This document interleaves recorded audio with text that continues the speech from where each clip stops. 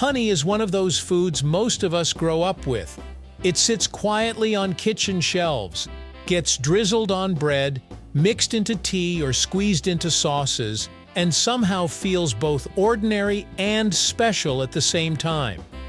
But what's easy to forget is that honey isn't just another sweetener. It's one of the most complex natural foods humans consume, and it's made without factories, machines, or human hands doing the actual work.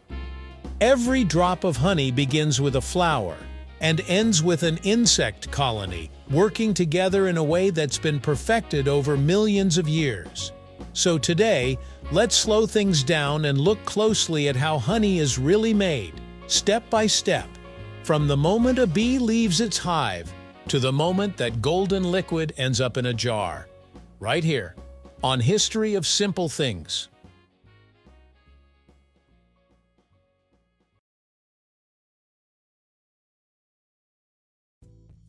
Honey has been part of human history for thousands of years, long before sugar was refined or widely available. Archaeological evidence shows that humans were collecting honey at least 8,000 years ago, as seen in prehistoric cave paintings depicting honey hunting. In ancient Egypt, honey was used not only as food, but also as medicine, currency, and even as an ingredient in embalming practices. Jars of honey have been found in ancient tombs, still preserved after thousands of years. In ancient Greece, honey was considered a gift from the gods, often associated with health, strength, and longevity. Across Asia, Africa, and the Americas, honey played similar roles in traditional medicine and rituals. Long before modern science understood why honey resists spoilage or kills bacteria, people already recognized its healing properties. In many ways, honey is one of humanity's oldest processed foods, created by nature, harvested by humans. Now, here's where it all starts.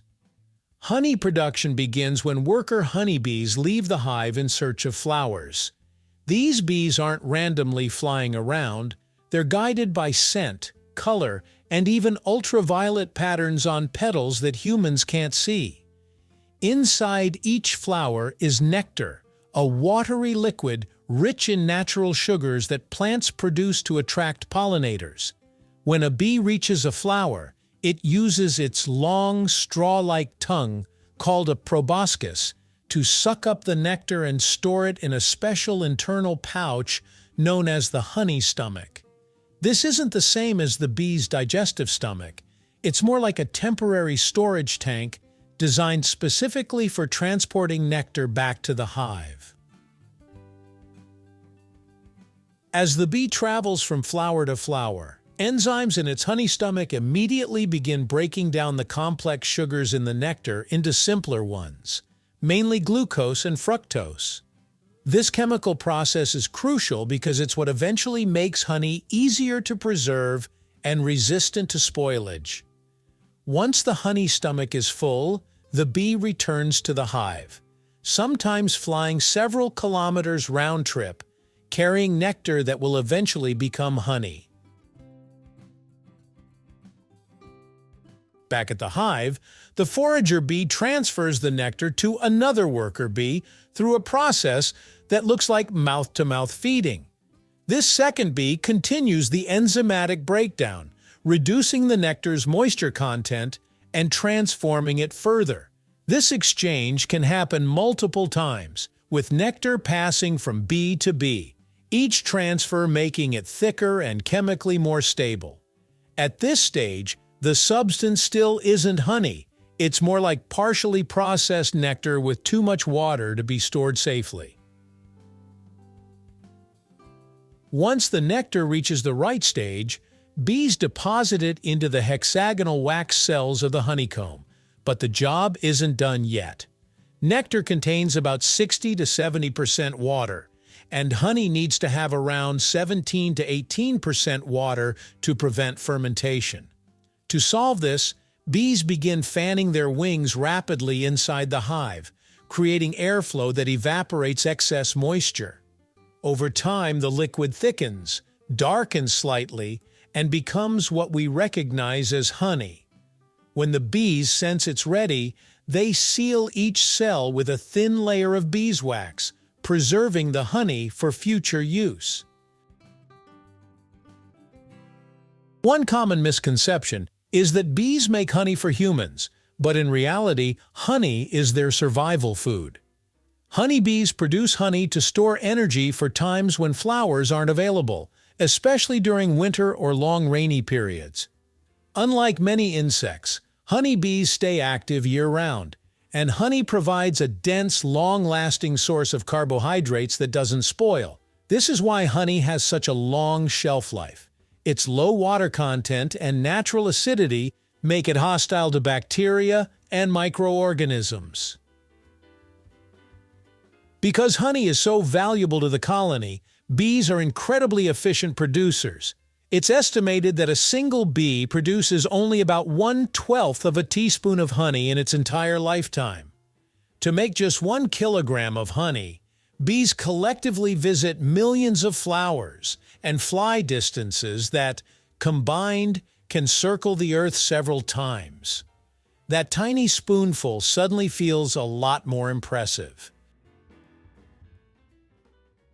Modern beekeeping allows humans to harvest honey without destroying the hive.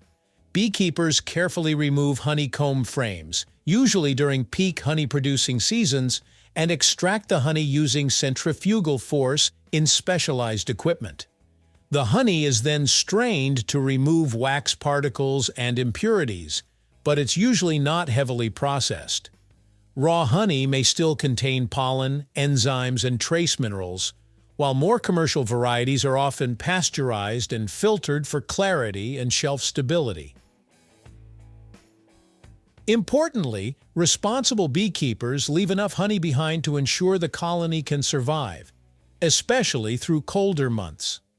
Honey production depends entirely on healthy bees, which makes beekeeping as much about environmental stewardship as it is about food production. When you look at honey closely, it's no longer just a sweet topping. It's the result of chemistry, biology, teamwork, and time. From flowers producing nectar, to bees transforming it through enzymes and evaporation, to humans carefully harvesting it, honey represents a rare collaboration between nature and people. Every jar contains the work of thousands of bees, millions of flowers, and a process that hasn't changed much in millions of years. So the next time you drizzle honey onto your food, you're not just adding sweetness, you're tasting one of nature's most remarkable creations. Thank you for watching. If you have suggestions for our next video, feel free to share them in the comments below. We'll be sure to give you an acknowledgement for your contribution. Thank you for joining us on this journey through the history of simple things. Don't forget to like, subscribe, and stay tuned for more stories woven through the smallest details.